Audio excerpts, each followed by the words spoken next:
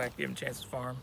Today we're gonna kind of give you a little bit of a walkthrough in the pasture and show you how our bale grazing is doing out here in our winter lot. So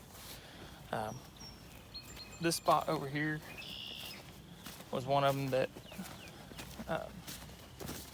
we put the bale out before winter last year.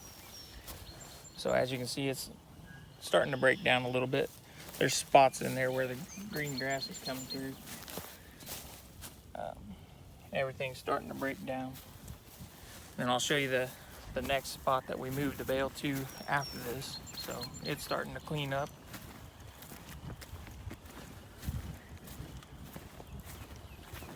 And you can see it's cleaned up more. There's more grass growing in spots. And then the one that was even before that one is over here. Quite a bit more grass in the center where the bale was at. You can kind of tell out here was the ring where they were standing to eat. And this is basically, it was trial and error for us. We did a lot of research with Savory program and read the book from Gabe Brown and did visited some farms over in Ohio where friends of ours were doing some rotational grazing stuff as well. And when we come back from that, I was like, well, we need to figure out a way that we can attempt to start it here. We don't quite have all the fencing and to be able to put them into paddocks every day, but during the summer months at least, we attempt to move them back closer to the area that we're filling in. And we've showed you guys videos of that where we ended up putting the spoil pile from where they made an attempt supposedly at digging a pond. I think all they did was go in there and sell the dirt out. So some of the clay was back behind there. I ended up putting it back into the pond. And to be honest with you, I couldn't even get, no matter what I did to that area for myself, whether I was trying to run the spiked harrow through there, I tried disking it up. It was just hard as a rock clay. I couldn't even get weeds to grow in that area. I tried putting turnips in there to try to break up some of the soil. I couldn't get them to sprout anything, and I finally opened it up and let the cows graze back there. And with them going through there, and I did it on purpose a couple of days where it was, we had some rain, so things were softened up. That way they could get through there with their hooves and actually get down into it a little bit, and I could see hoof prints in it. And then now we've got grass and clover growing in that area that I never had to plant, so that was pretty nice. So and before we started doing this, we just started doing this a couple years ago. The piles like this first one that we showed you, that would be our round bale area. And basically I just keep coming in, put another round bale on, keep putting another round bale on. It'd be basically that same area for the most part until it got muddy, and then I would move to another area and we'd just load them and load them and load them. So the little bit of hay in there that they don't eat, that everybody classifies as waste, it's all about how you look at that product. Some people will look out here and see this hay still sitting here and it's like, man, that's waste. And I used to also, until I started looking more into this, and now I look at it as that's putting organic matter back into my soil. So I don't come in and move this like I used to. Before we did the bale grazing, I would come in with a rake and pitchforks, whatever it took to move this into a pile. And then back then I didn't even have a loader, so I would shovel it all by hand into a wagon and then take the wagon to the back and have to shovel it back off the wagon into a pile back there, and then we'd burn it. Or we would leave it back there long enough and rotate it every so often for compost. But either way, it was pretty labor intensive at that point versus now. And then I'd have to come back up here, disc the pasture, and put more seed down. By just leaving it, I'm not having the labor of getting rid of this product. I'm also not having the labor of coming back through, disking and reseeding this area either, because that reseeds it from the chaff of the hay that drops. So this will be our second winter of going all the way through this, and you can see, Brittany will turn the camera around through the pasture, you can see all the circles all the way up to the barn area where the each bale is.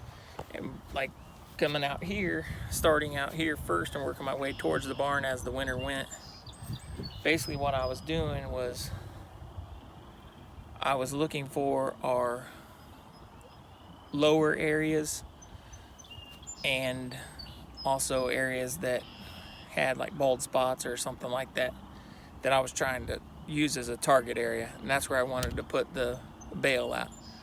That way I could add my organic matter where I needed it, and then as the cows are standing around that bale eating, I'm getting my urine and feces in that same area concentrated. Well, then I move it.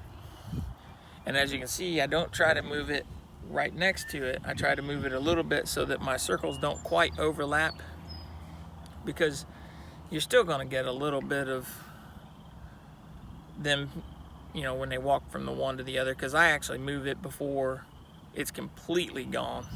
I'll put the next bale out, but they'll backtrack and eat the other. But then as they walk back and forth, they'll still urinate and have their feces in that path too. So, but the biggest thing that's really holding us back to doing rotational grazing on a regular basis, besides the fencing part of it, which that's fixable, is water. The only water we have right now is in the barn at that hydrant. So even their normal water tank, I've got a 110-foot hose that comes from the hydrant to their normal tank. And back here to this fence here, that cross fence is over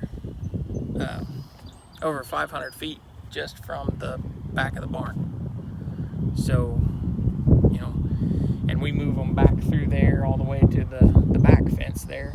So you're looking at another, you know, 400 or 500 feet to get to the back of the property, at least, you know.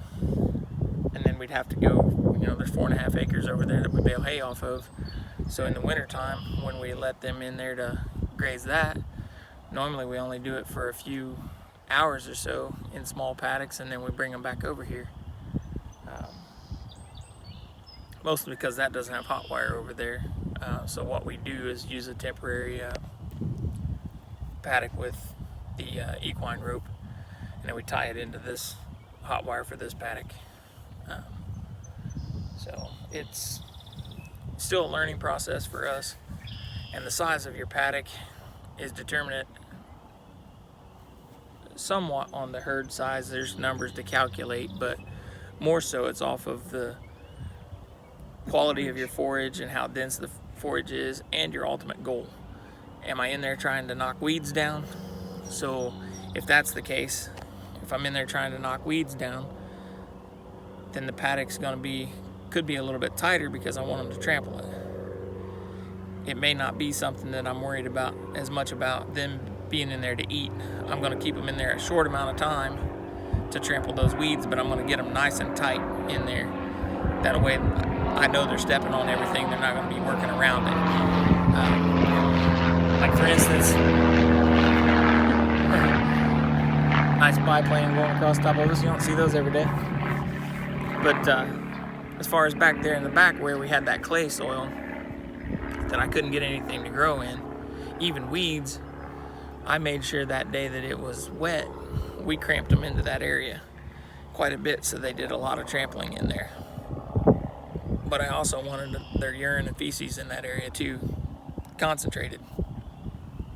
So by doing that, that allowed us to manage it. So we had them in a real tight area back there, but we did it for a short amount of time.